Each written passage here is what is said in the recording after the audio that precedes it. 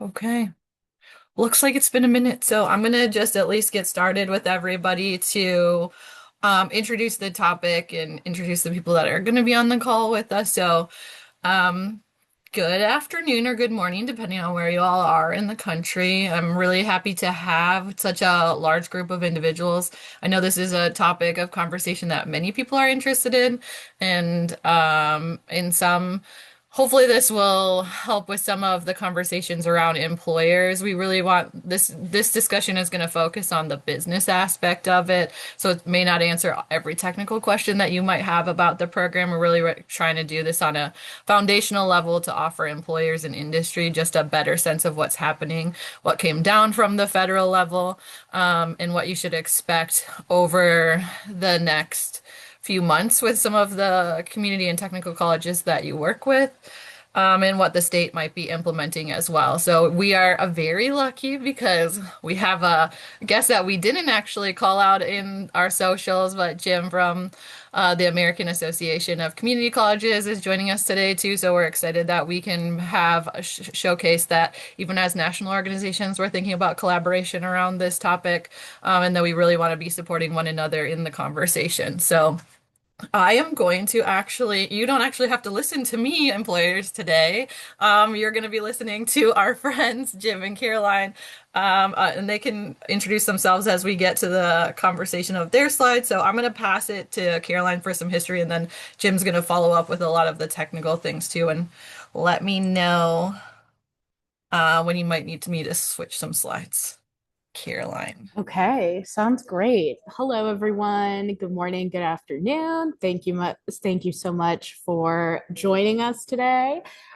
Just quick introduction. My name is Caroline Drashida. I'm a senior government affairs manager at National Skills Coalition. So I am leading our work at National Skills Coalition around Workforce Pell. If you have been following National Skills Coalition for a while, you know that expanding the Pell Grant to short term, high quality training programs has been a priority of ours for years. So I'm really excited to move from the advocating to get this passed stage that we were all in just a few years ago to now focusing on successful implementation. So, as Jaron mentioned, Workforce Pell was passed as a part of HR 1, also known as One Big Beautiful Bill, in July of last year. And, just the long and short of it is it expands the Pell Grant, which is federal financial aid that for low income students that does not need to be paid back. It expands that program to shorter term programs that have some quality guardrails around it too. And we can go to the next slide. So a couple things to note about where the Pell Grant money goes, what you guys might be thinking. So the Pell Grant works, the money goes to organizations that are accredited and eligible under the Higher Education Act to receive federal student financial aid. So this is going to be community colleges, technical colleges mainly. It is worth noting that there currently you are allowed to subcontract that program with up to 25% with organizations that are not HEA eligible. So that means for people on this call, employers and businesses can be a part of that training up to 25%. We are waiting for the final rules on implementation to come out still, so that might be bumped up even higher. But so while businesses themselves, aren't eligible to receive the Pell Grant funding, they are eligible to partner with organizations that are able to receive the funding. And so then from the community college or technical college or other institute of higher ed, the money goes down to the students. So as I mentioned, these are low income students who meet the other eligibility requirements for Pell. and just a little bit more about, the kinds of students who, we might see utilize this program. Of course, they have to have family income requirements. I think, we can also expect to see a lot of, I guess, what you might call non-traditional students use this money, although these days, the non-traditional student is sort of the typical student. So, this can be student parents, this can be, someone who already has a bachelor's degree, but is maybe looking for an opportunity to change their career into something that is in demand. These can be folks who have been laid off from their job and who are now looking to career pivot. These can be folks who recently, moved to this country. There's a lot of different options, and ultimately it's a really exciting opportunity to have the largest pot of federal financial aid expanded to low income students for these short-term programs. And it's also really exciting because it's really meant to be a driver of local economies and help, businesses and employers meet their hiring needs and help with some of that skills mismatch that I know is a big problem for businesses in this country. And we can go to the next slide. So, I mentioned that if you already have a bachelor's degree, oh, sorry, Jared, could we go back one? I mentioned that folks who already have a bachelor's degree are eligible for Workforce Pell. I know a lot of different industries, particularly the manufacturing industry, have been excited about this because we see a lot of folks who maybe earned their bachelor's and unfortunately weren't able to get a job in their field. And this is the kind of quick training that can prepare them for in-demand local jobs. And so that's just an overview of the program. And I think from here, I'm going to pass it over to my colleague, Jim. Yeah, thanks, Caroline, and good hello to everyone out there. My name is Jim Hermes. I am the Associate Vice President of Government Relations at the American Association of Community Colleges.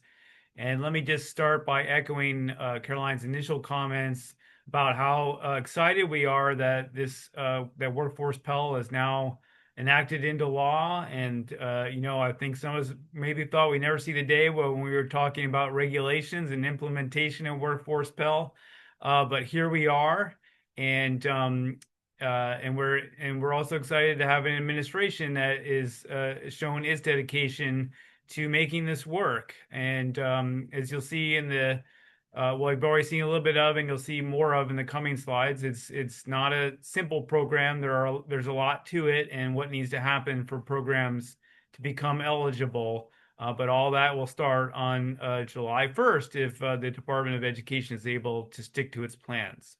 So getting down a little bit more into some of the weeds that Caroline was talking about.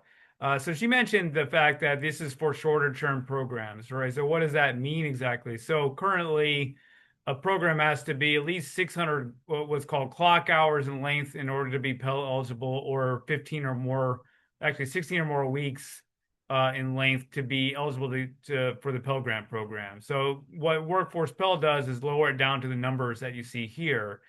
Program has to be at least 150 to 599 clock hours over at least 8 to 14 weeks, and both of those come into play. So they're both minimums.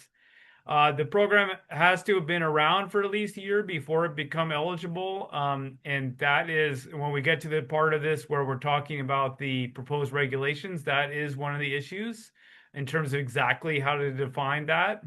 And the program has to provide post-secondary skills training that leads to a recognized credential, as you see there. And that is a term, recognized post-secondary credential is a term that is defined in the Workforce Innovation and Opportunity Act.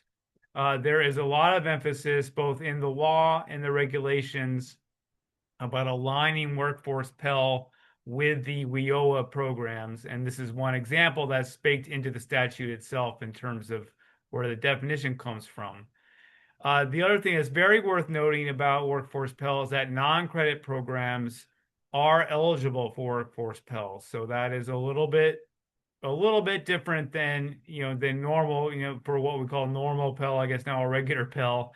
And however, there are requirements, so we'll talk a little bit more about them later, about the fact that the non-credit programs can't really be terminal. They have to kind of lead somewhere should the student decide to continue with further education. Next slide. Now, we'll be talking about this throughout, but just kind of on a 30,000 foot level, it's very important to note that states are really kind of at the center of the workforce Pell implementation process. And like I said, we'll talk about some of the details about that. But it's the other thing to note is it actually states are kind of more even at the center than we might have envisioned because of the way some of the particulars of the regulations that have been proposed. All right, next slide. And here are some of the things on kind of a 30,000 foot level that the states are tasked with doing.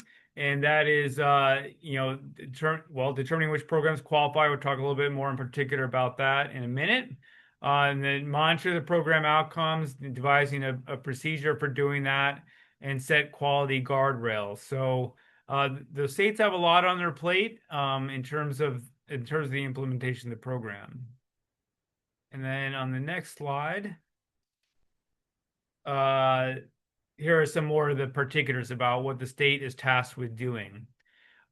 So some of these are things that are, if they have been doing exactly the states, they probably have been doing something pretty close to it, particularly within that WIOA context, and also in terms of its planning for the Perkins CTE grant program, and that applies most obviously to the first bullet here, whereas the state is tasked with determining whether programs align with high skill, high wage, or in demand industry sectors within the state. Those are requirements that are in the statute, and it's the state that needs to do that. And in many places, this is going to be a continuation of the work, as I said, that is already being done in other areas to identify those types of programs.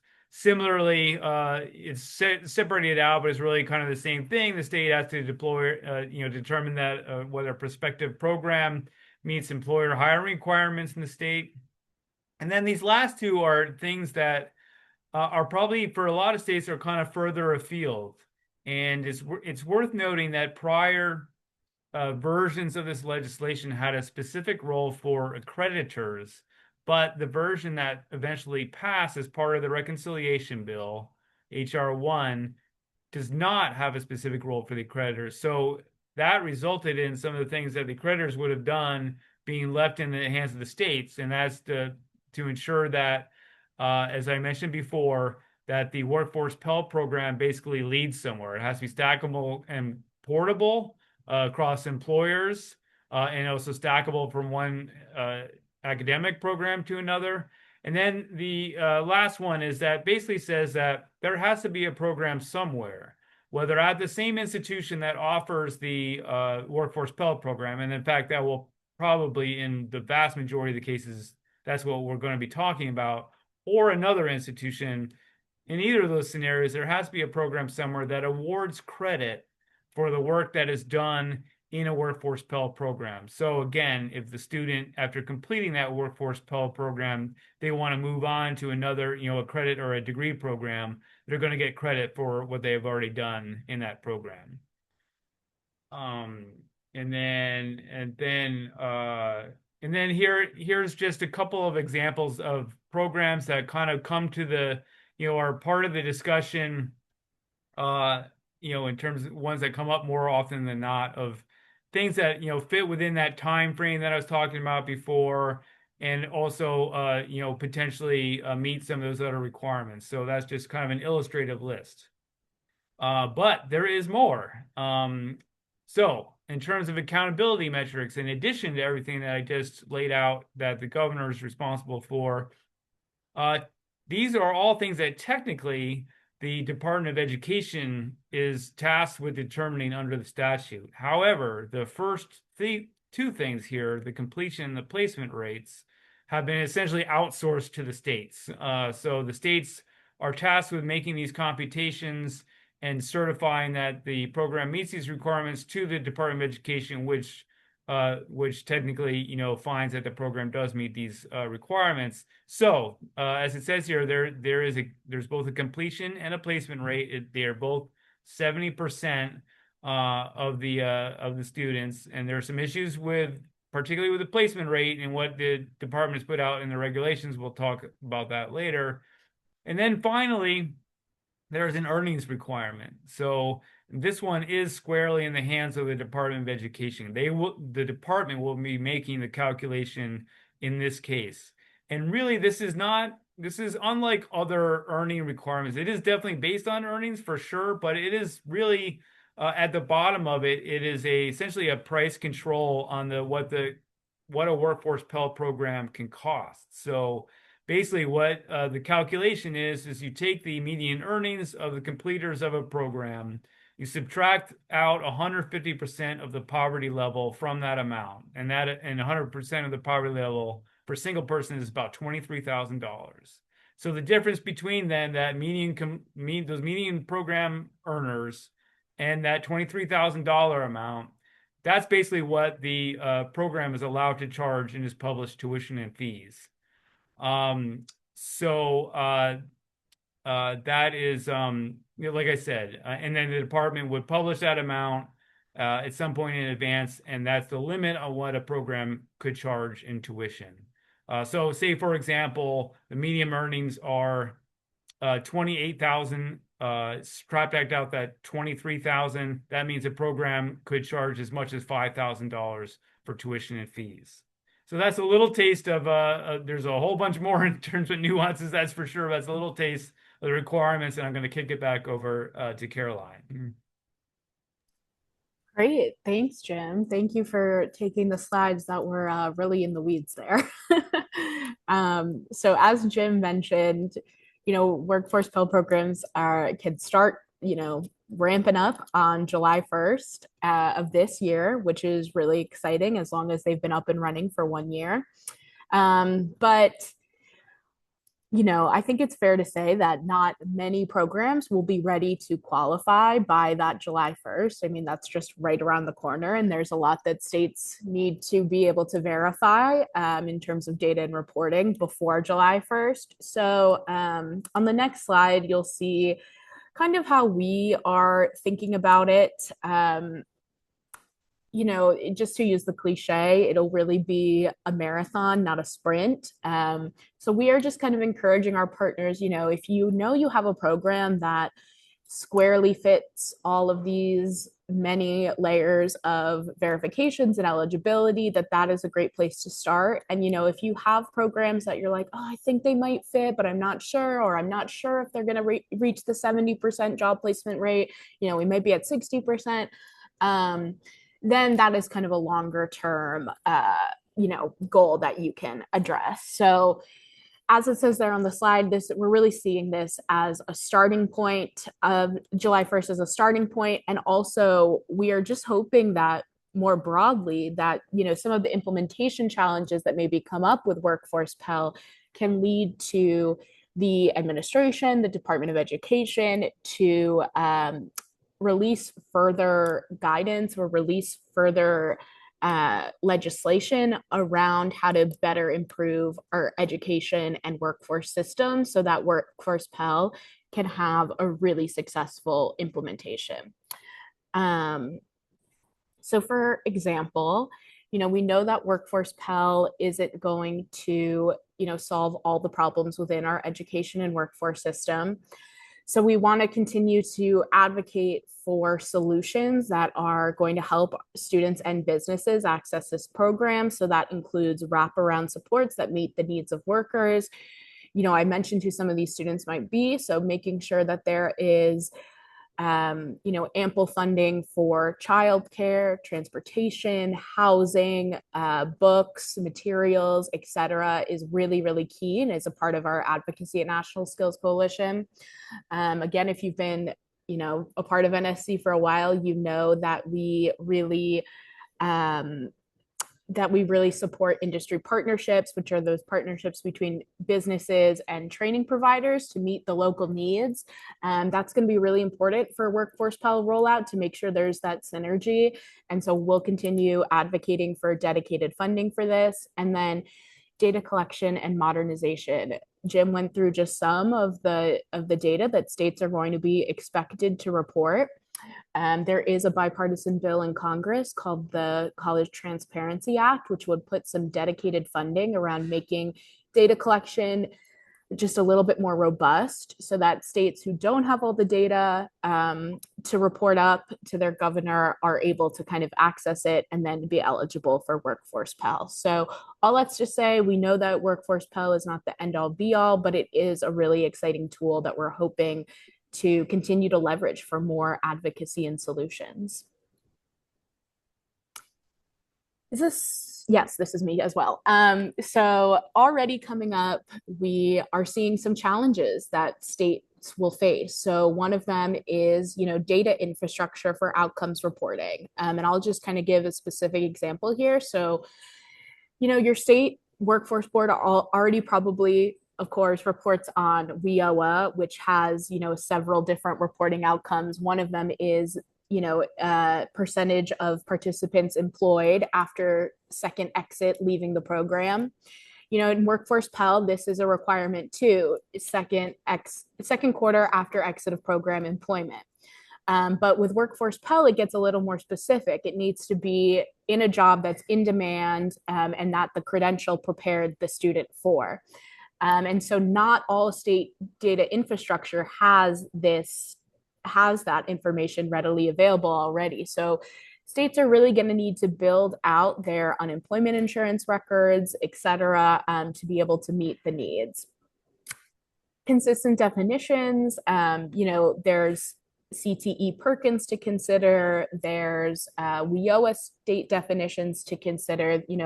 States may already have lists of high skill, high wage in demand. And so states will need to kind of decide, do we want to take these lists that we've already created and move them over to Workforce Pell, or do we want to start from scratch? And then finally, ability to work cross agency and with industry. So we mentioned that a lot of this is going to sit with states and the governor's offices. Governor's offices might designate a specific agency to kind of verify the eligibility for different programs. So we want to make sure that folks on this call are consistently engaging with the governor's office or the designee, who are going to kind of, verify the eligibility for these programs. So, governors have to hear from employers in some capacity or another about their hiring needs. So making sure that that small or mid-sized business, local business voice is at the table is really key. And just Jim, is there anything else out from the community college side that you guys are seeing? And I know this is not in the script, so Yeah, no, I mean, just maybe I'm jumping a little ahead there, but Carolyn's talking about this whole issue of the data, right? And what data states have and what data they don't have right now is a big issue at this point in time, and particularly around this issue of requiring placement in an occupation for which the program prepares students. Our take on it is that, I mean, we appreciate in one sense what the department is trying to do there in terms of essentially drive data systems to be more robust to include that information. And, they do have a phase in time so that that particular element of the requirement doesn't kick in until 3 years later. But from our perspective, however, that requirement is contrary to the statute. It's not in the statute. And Congress, should they choose to do this, they know how to do an in-occupation requirement.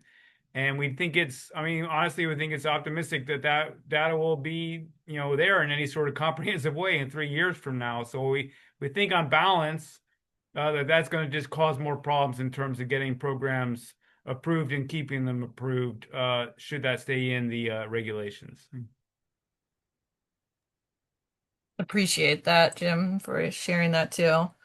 So I'm gonna talk a little bit about what you, if you're a business person, if you're industry, association, a chamber, what are you thinking in this space? And maybe you're thinking like, whoa, this is a lot and this is kind of over my head. And I think that's kind of where all of us are right now in that if you've read the 700 plus pages, then you know that it's a lot of things that the state has to implement, a lot of things that the community and technical colleges have to implement. So what can you as industry do to really support the efforts that come next? And I think at first, the first thing we want to talk about is not just around Workforce Pell. I think these are things that are important in general to be talking with the community and technical college about is just how do you make sure you're validating the value of credentials? We don't want students to be going through programs that don't actually have value in the labor market, and you guys also don't want that either. You want to have the skilled workers to come out of those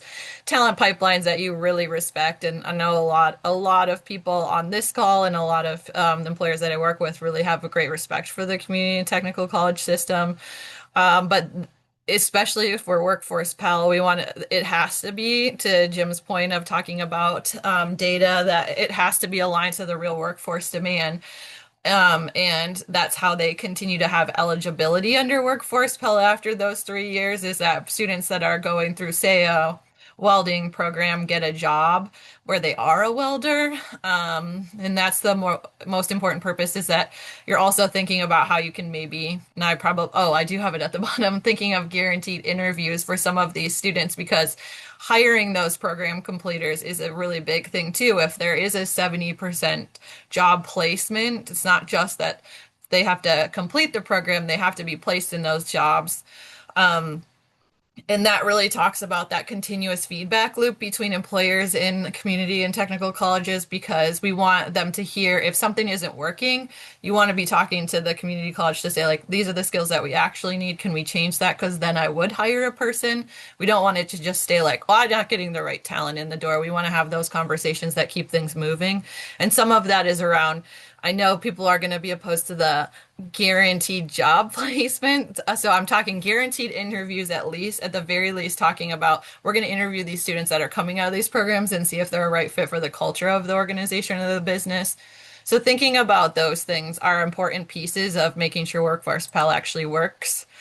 And steps you can take now. I don't think you need to check in with your local community college just yet. There's a lot of things that they have to be going through right now. But if you're not already connected to the community college, maybe this is the great point for you to do that. I think allow them to have this time. We don't even have the final regulations, so they're still waiting for those things. And the implementation deadline is July 1st. So that's just a starting point again. So at the end of the summer, as these things are maybe getting some of those kinks worked out, start connecting with the community college and see if there are programs that maybe fit some of the needs that you have. And if they're talking about those being qualified for Workforce Pell, and that just begins the discussion.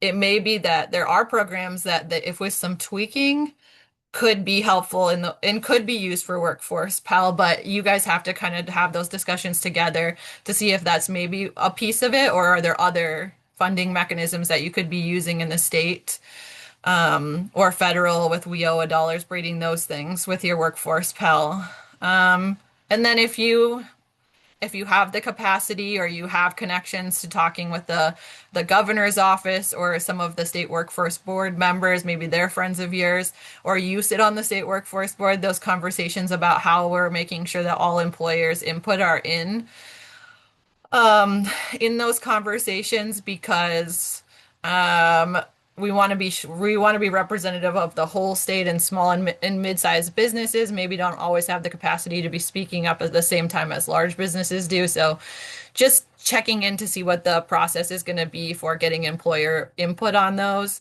And then maybe also thinking about some of those things that Caroline talked about, where it's not just around how is Workforce Pell being rolled out, but where are other points of advocacy, especially if you're in session right now, or potentially next session, where you could be thinking about like, Maybe it's around how do we support students to complete programs, and that could be around wraparound supports. I know a lot of you guys talk to me about childcare and transportation, housing. Those are conversations that are still going to be vital for Workforce Pell because we have to have that 70% completion rate, and a lot of barriers exist for students to complete. So, how do you support your workforce stakeholders to continue conversations around things that could be helpful to roll out Workforce Pell as well? And then I'm just gonna pass, I think I'm passing this to you, Jim. Yeah, thanks, Sharon. Just in terms of the context of this entire discussion, right? Just a quick note about the Pell program generally. Because of some legislative changes that were made a few years ago that basically increase access to the program and increase the amount of the grant amount that a lot of students get out of the program, that basically bumped up the cost of the program a few years ago by about $6 billion. And so what that means is, and we had been running a surplus in the program for a long time. And so that surplus got eaten away over the last few years. And now the program is in a shortfall situation. So the thing to really kind of know is that the Pell Grant program faces a Congress has to make up about a $17 billion shortfall in FY27, which is the coming fiscal year. And just to put that in context, the whole program, the estimated cost for the entire program is a little over $35 billion in FY27. So we're talking about almost half of the estimated cost of the program is a shortfall right now because of all that stuff I just said. So that's the shortfall if they don't make any changes. If they don't cut the maximum award and they don't make any other kinds of cuts to the program, there's $17 billion in the hole. So that's a huge, as you can imagine by those numbers, that's a huge deal. This has happened before, and Congress has found a way out of it. But these are numbers that are larger than we've seen before. So we mention that for two reasons. One is that, of course, you all, in terms of your workforce pipeline as businesses, not only is Workforce Pell important, but just Pell generally is important. And we hope that this is something that you'll pay attention to and talk with your legislators about. And then the other reason that we note this is the fact that obviously Workforce Pell is coming online then in a situation where the overall program faces a big shortfall. So naturally, there are questions about, is this the right time to be adding another element to the Pell Grant program and therefore adding to its cost? And you can see there by the figures on the slide that the added cost, no one really knows for sure, all right? All these projections are, educated guesses looking forward. But every educated guess that's been made so far is that the added cost of Workforce Pell to the Pell Grant program comes in at somewhere well under 1% of the cost annually of the of the Pell Grant program. So that is basically our pushback on, because it's probably going to come up, right? Well, one thing we Congress can do to deal with this shortfall is to cut out Workforce Pell. So, we just continually point out the fact that that gets you basically nowhere. And, I don't think, I don't want to overstate. I don't think there's going to be a lot of impetus to doing that because it is so widely supported and it is brand new. And as you can see that, it doesn't really help them at all in terms of meeting that shortfall. So, but it is something that could come up. So, as in you can see at the bottom there, we collectively, all of our associations are urging Congress to take care of this shortfall problem, which, as I mentioned, is a good result of legislation that passed a few years ago on a bipartisan basis to take care of that problem by providing more funds for the program.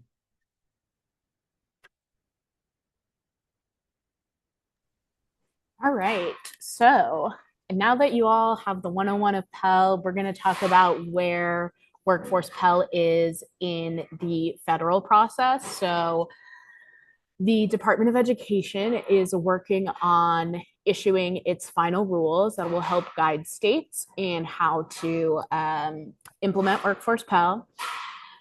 They do have a few specific questions that they are hoping to hear feedback from the field about the final rules and the final regulations for state implementation. One of these is around that 25% partnership. So again, an institute of higher education can enter into an agreement with an ineligible institution. So, like a business, like a community based organization, maybe an adult education provider, for up to 25% of an eligible workforce program. And I saw we got a question about this in the chat that I thought was a good one. So I'm just going to pull it up. The question is, when you say 25% can be used in an employer partnership, do you mean that employers can provide a paid internship as part of the program? I guess, a paid internship could be one type of partnership. The 25% is 25% of the training. So a couple examples we've seen from across the country are an electrician program where, the community college develops a curriculum, hires the staff, does the marketing for the program, but some of the training happens not at the community college, but with an employer. And so that's kind of an example of the partnership that we're talking about. It's, 25% of training. Now that training isn't, very clearly defined in the rules at this time. We're going to be asking a little bit more like, okay, what does training actually mean? Is it, a physical location? Is it, something else? So we're going to ask for clearer definitions around that. But right now, the Department of Education has been asking if 25% is the right amount. And just hearing from conversations in the field, we're hearing, that the answer from our field is really that it should be a little bit higher. It should be, closer to 49%, 50%. And there is some regulatory precedent for that. Other similar Pell programs have this partnership eligible up to 50%. Of course, guardrails are important. We don't want any bad actors trying to go after any new money or anything like that. So guardrails are important, but we also want to make sure that businesses have a seat at the table and are able to provide some of this training. So this is one place where we will be providing feedback. This is also a place where Ed is looking for specific examples. So, if you're on our call right now and you say, oh, well, I partner with my community college and, we offer 50% of the training in our program, we would love to hear from you about that so we can include it in our comments to the Department of Education. Yeah, I would just add to that, Caroline, if I could. Please, yeah. As you mentioned, this is not a concept that's unique to Workforce Pell. It is in existing regulations, and in existing regulations, the kind of the baseline limit is 25%, as you can see here in terms of Workforce Pell, but sometimes it can go up to 50% in certain situations, mainly when an accreditor oversees the program and basically gives the okay to go up to 50. I just mentioned that by saying that 50 is really kind of the ultimate ceiling. It's not going to go any higher than 50 in terms of the percentage of it's percentage of the instruction that a non-Title IV entity, aka like one of your businesses, can provide. Just to put a little bit more context on that. Yeah, I appreciate that. And I think we can head to the next slide. So, just to clarify, so right now, the Department of Education, as I mentioned, is seeking input from the field about reactions to the proposed regulations before they make the final regulations. That public comment period is open until April 8th. And just wanted to highlight a couple of the themes that National Skills Coalition will be elevating in our public comments. The first one is encouraging the Department of Education to view Workforce Pell as a catalyst for future legislation or guidance or just solutions to problems around workforce and education systems. Basically, the main message here is, we are really glad that you're paying attention to this issue. As other issues come up, please continue to prioritize them. Data modernization, that's another one we've talked a lot about. So we've already seen the administration take some steps to support data modernization. For example, the Department of Education recently released strengthening community college grants, which included, prioritization to build out data systems at the community college level to support Workforce Pell implementation. So we're saying, keep it coming with the funding and the grants so that community colleges can, build the data systems needed. The continued education pathway theme. So we've talked a lot about how after program completion, 70% of students need to be placed in a job that's, that the program prepares them for. Um, you know, but notably, this does not accept for students who choose to continue their education after this. And we find this a little contrary because, as we mentioned before, programs are meant to be stackable. So, they're meant to be able to, maybe you start with a certification and then you can move up to stack on another certification, or you can move on to go get your associate's degree and then bachelor's degree. And we know this is, a pathway that a lot of students take. And so we're hoping for some added flexibility around the placement metric to account for students who continue their education.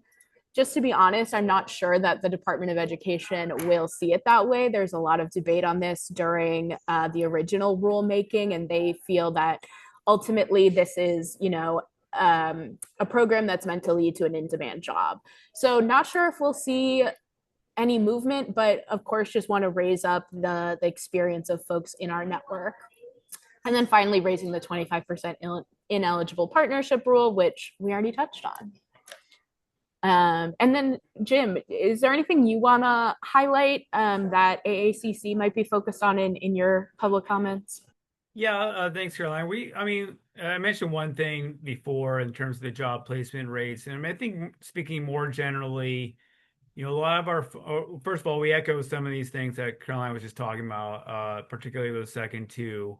And then otherwise, we're focused on other things that we see in the regulations that either stray from the statute and or threaten to kind of gum the works a little bit in terms of programs getting approved. I mean, there are a lot of requirements already, right? So in our view, there really doesn't need to be, the regulations don't need to add to that, and in particular in ways that are not envisioned by the statute. So we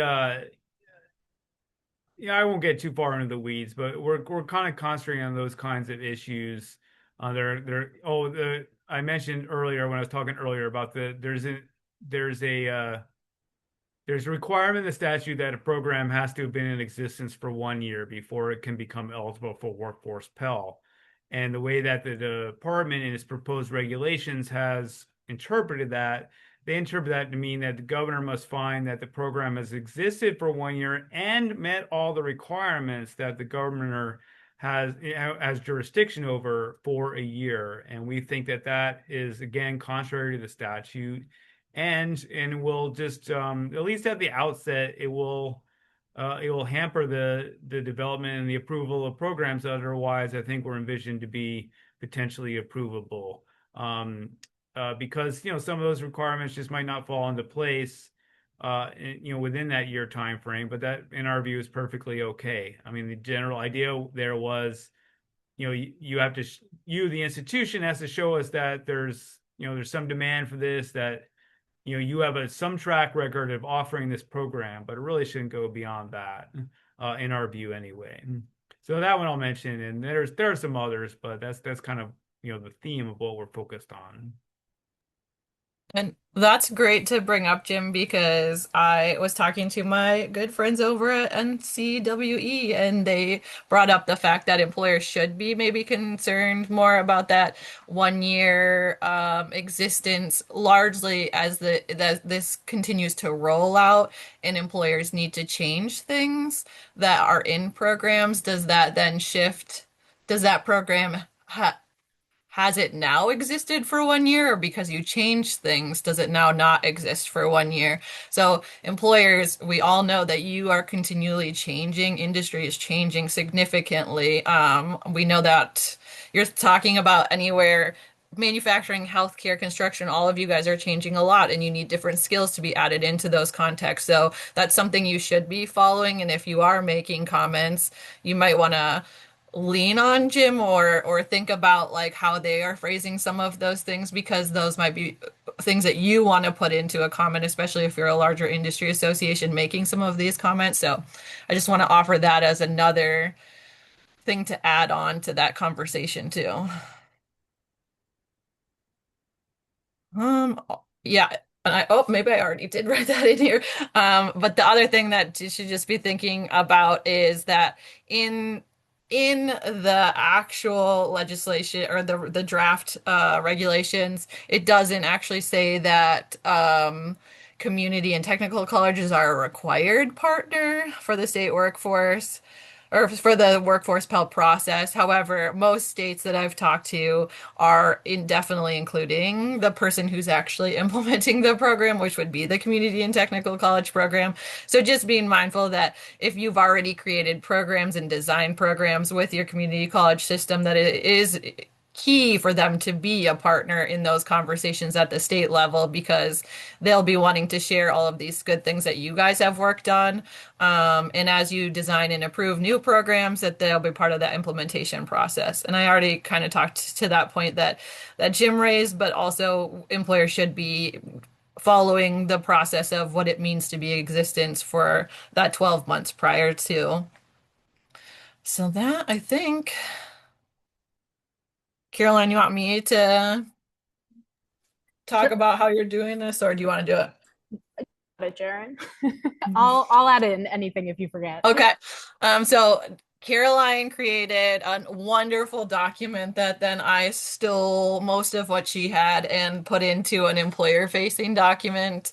And that is something I can share with individuals who are interested in making comments on this. It talks a lot about what Caroline overviewed, and then it gives some specific examples on how an employer could write out some of those things as it relates to what their relationship with the community college is, or some of those things. The other thing that Caroline brought up was that if you do have things that fit into that 25% um, ineligible partner or that non-Title IV program, then that's something you'd also want to be making comments on. So if you have questions about what that looks like, Caroline has a workforce stakeholder document. I have the employer-facing document. And then if there's other questions that you have that maybe Caroline or I would just not be the subject matter expert, Jim would be, I'm sure any of us would be willing to have conversations about what that means for next steps on it. Caroline, anything I'm missing? Unfortunately, I was frozen while you were talking, so I did not hear what you said, but I'm sure you covered it. And if anyone has any questions about the template, please feel free to shoot me or Jaron an email. Jim, it looks like maybe you want to add something. I saw you come No, off I was mute. just saying it sounded good to me. So I think Okay. So I think this leaves us where I will stop sharing and we can answer any of the questions. There was one in the chat I wanted to give that maybe Jim could answer to. Is just given the funding shortfalls of current Pell grants, will the cost of workforce Pell programs be capped in order to be eligible? But I know you know the whole technical side of the prorated amount. if I so I guess there are two things going on there. Will the cost of the actual programs offered by the institutions be capped? Yes, they will, but that is not really related to the fact that the Pell Grant program is in shortfall. That's a built-in requirement of the Workforce Pell law and regulations, and that relates to the value-added earnings I was talking about earlier, which, as I mentioned, is not. I mean, it's kind of almost. I mean, it's based on earnings, but it's not really an earnings benchmark per se. It's just you're taking earnings and doing a calculation, and at the end of the day, you're coming out with a dollar figure that is essentially a cap on the tuition that can be charged for that particular program in any given year.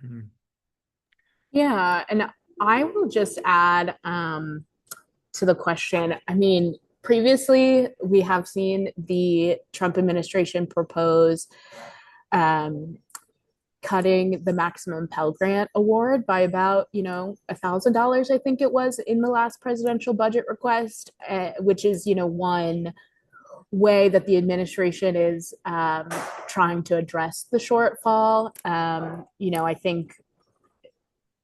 think capping a Pell Grant, which is meant for low income students in order to help with the shortfall, is not the way to go, or nor is reducing eligibility. Congress did a lot of work, I think, back in 2020 to simplify the FAFSA program and to help more people apply for financial aid. And so decreasing eligibility or cutting maximum Pell Grant award is not what we want to see at National Skills Coalition. As Jaron mentioned, or maybe it was Jim, sorry, dedicated mandatory funding rather than discretionary funding is really the way that we would like to go. So to answer your question, William, we might see people propose that, but hopefully we won't, or hopefully we'll be able to push back.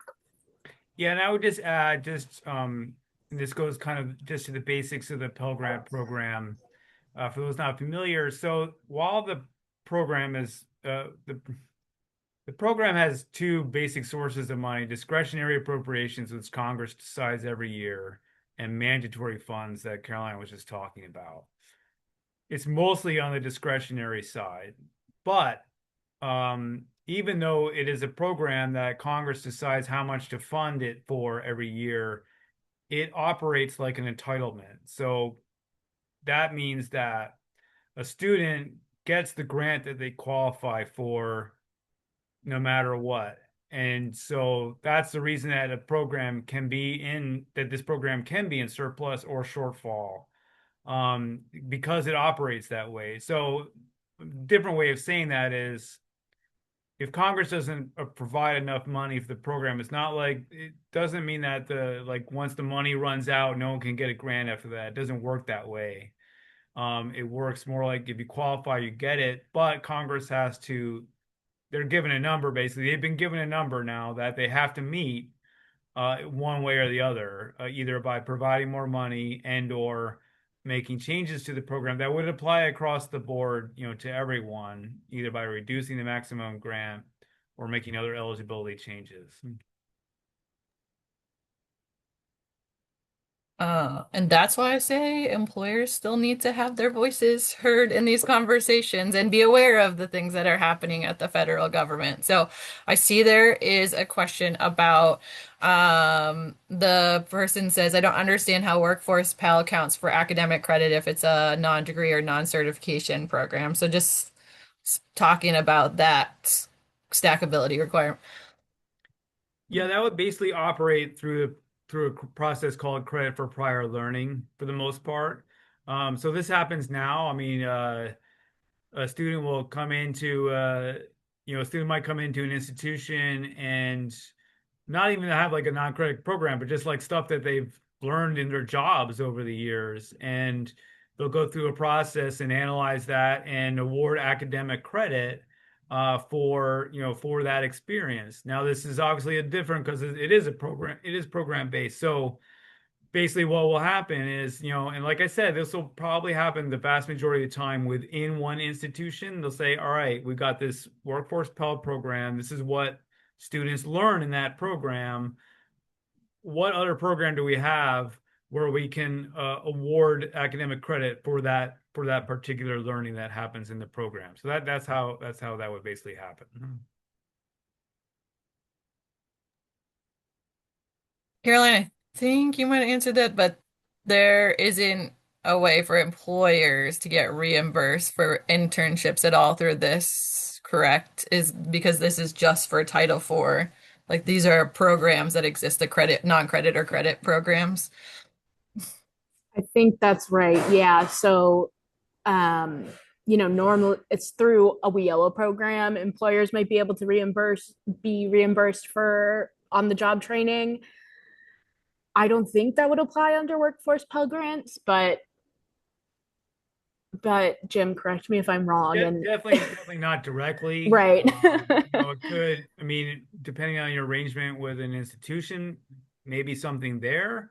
But yeah, again, I mean, basically what, Pell Grants, uh, can only go or for students to pay the cost of attendance to attend an eligible institution of higher education. So that's where they can use their Pell Grant money at an eligible institution only, and just for their cost of attendance for that program. So really, so that internship, that would be a cost obviously to the employer that doesn't really fit into that framework. There is a question about just the metrics. So, since a lot of community colleges in states may have a hard time meeting the requirements for Workforce Pell, I'm guessing that they're talking about some of that data that's being asked for. Is there anything that intermediaries can do to help with employers, getting some supplemental data in a way that could help leverage those funds? Or which, Jennifer, one funny thing is that I was emailing around this morning an email that I got from one of my favorite people that's a chief technology officer, and he was telling me some of the things that he thinks employers should be doing as far as like just future casting of just the I know it's a tricky thing to be getting industry to future cast of what the jobs would exist, but a lot of that is important for the community college. Even currently, it's important for community colleges to have that information so that when they're creating programs or they're thinking about long-term programs, that they have that you're actually going to hire those individuals afterwards. And it wasn't just like data that maybe you're thinking that you might need those people. It's really thinking through what does that labor market need currently and what it's going to exist in the future. And then it's just there's a lot more of maybe about just employers at the table around oh, I remember one of the other things is just like wages too, because there's going to be this value added earnings, which is a very complicated metric. We should be thinking like, do programs already qualify for that because of what the wages are going to be? So is there a point that an intermediary can be thinking about helping out what those wages actually look like in the region and bringing that information, or maybe just getting that information from employers so there's actual data around what the wages are in the region and what that medium wage would be? I know that's way more complicated than that, but just that could be helpful for the community colleges to be receiving that information. I don't know, Jim, do you have any other things that I know it's a tougher question, but Yeah, I mean, I think related to that, I mean, I do think we're going to see situations where people kind of, and I'm talking about like states, employers, colleges, other providers, where they get a sense over the next, few years about how some of these things can be sort of interwoven, right? So, for instance, if the job in question, right, is needed and there's demand for it, but maybe the pay for it is not at a point, is not at a point to allow for a required tuition level to be charged, right? So maybe then you get it, maybe then you start, looking at situations where you're weaving in other funds to bring that tuition level down, whether it comes from employers or other state Mhm. funds or WIOA funds in some way or another.